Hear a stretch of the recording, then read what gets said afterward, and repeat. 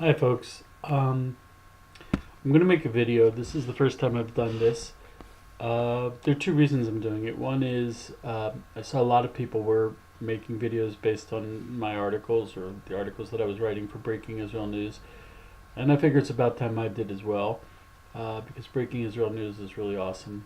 I like my boss. I like the job. I like what we're doing in the world. Also, the second reason I'm doing this is because today I wrote a very special article.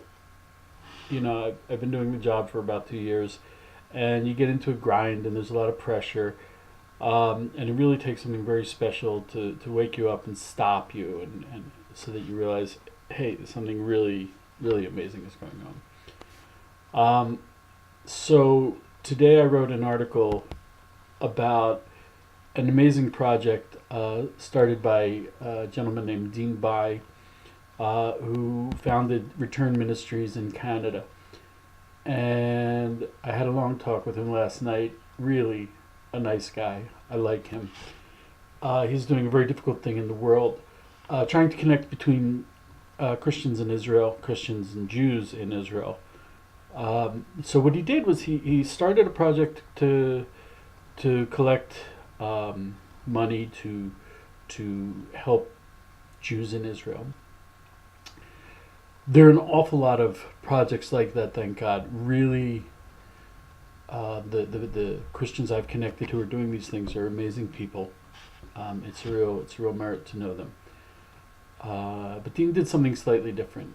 He was given 10 white trucks to help Israel, and he used these trucks to go around collecting for projects in Israel. But he said, let's collect gold and silver. And he thought people were going to give their odd earrings, broken jewelry, out of fashion jewelry, jewelry given by ex-boyfriends they don't want to think about anymore, things like that. So when he went on a 60-day journey, making 100 stops, some of the stops with very few people coming, and some of the stops with several hundred people. And right away, something very special started happening. He noticed that the people weren't giving odds and ends. They were actually giving heirlooms, wedding bands, couples standing up and saying, we want our wedding band to be part of the covenant of the God of Abraham, Isaac, and Jacob with the Jewish people, Christians. This is an enormously powerful statement, and he saw time after time after time, and there were just so many personal stories, amazing stories.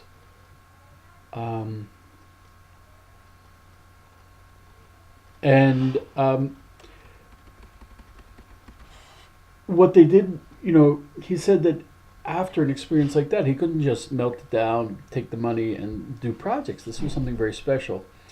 So what he did was he did melt them down, and he fashioned rings out of them with a verse from the Bible in it.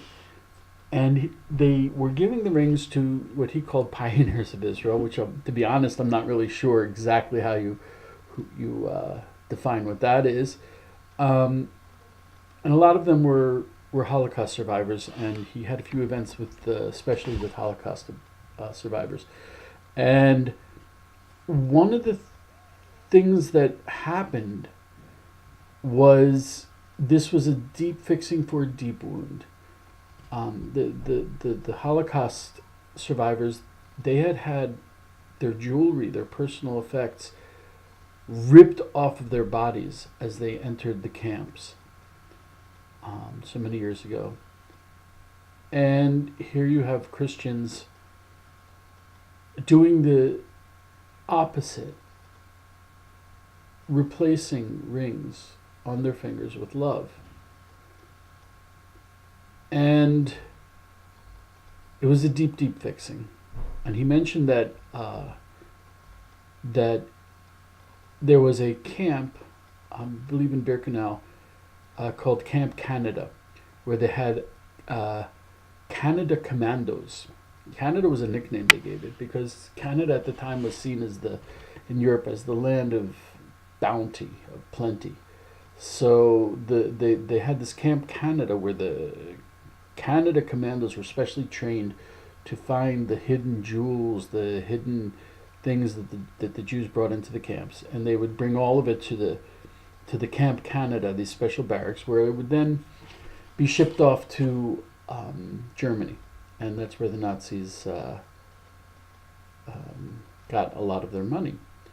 It was what Mr. Bai called the greatest train robbery in history, something that's very much overlooked when people learn about the Holocaust.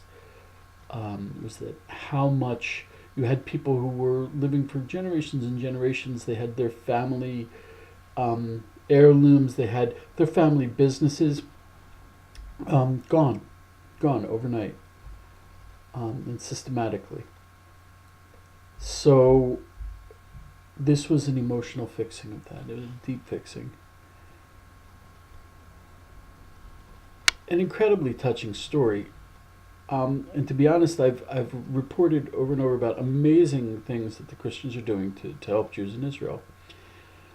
And something about this story touched me and woke up within me the realization that there are millions, literally millions of Christians who are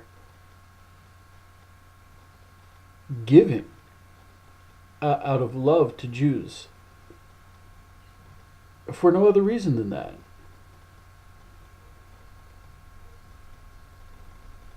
And especially, I think it came out of an awakening that happened for Christians and Jews and even Muslims, but in a very different way, when the Jews came back to Israel. It was quite clearly an act of God. I think, it came from the Christians and the Jews waking up and saying, let's do this. It's a godly act. It's unprecedented. But it's undeniably a realization of verses in the Bible. That's what it is. And these people are expressing their love for that. And in some strange way, me and the other Jews that I know, we're the vessels for that. And I feel enormously unworthy, of course. And it's kind of strange that I leave my house and I go to the market, and it's down the street, and I live in the Golan, and they see that as an expression of God's will. I do too, but for me, it's what I get my feet muddy with. It's an everyday experience. It's mundane. For them, it's divine. I'm really humbled by it. And Jews are, we have a sense of humor and we make fun of everything. I don't think we have, or at least I don't have that level of reverence for what we're involved in. In a way that's good. It permits us to move forward with things that if we actually had the reverence, we wouldn't do. And there's so much more to be done. We've come to Israel. Now there's the temple. And Jews are leading, secular Jews are leading the fight to keep Jews from going up to the Temple Mount and doing what we're supposed to do there. And I think that comes from that inherent feeling that we're not worthy. Other people are more worthy. And in an absolutely unprecedented manner. Something that has never even come close to happening in history before. Christians are looking at the Jews and saying, You are a priestly nation, and if we are going to take one step closer to heaven, well, you are the vessel.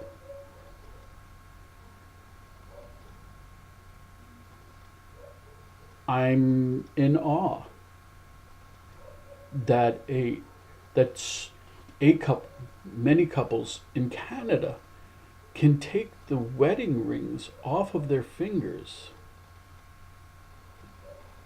an object that's a symbol of love and invested with love, and can dedicate that to the Jewish people.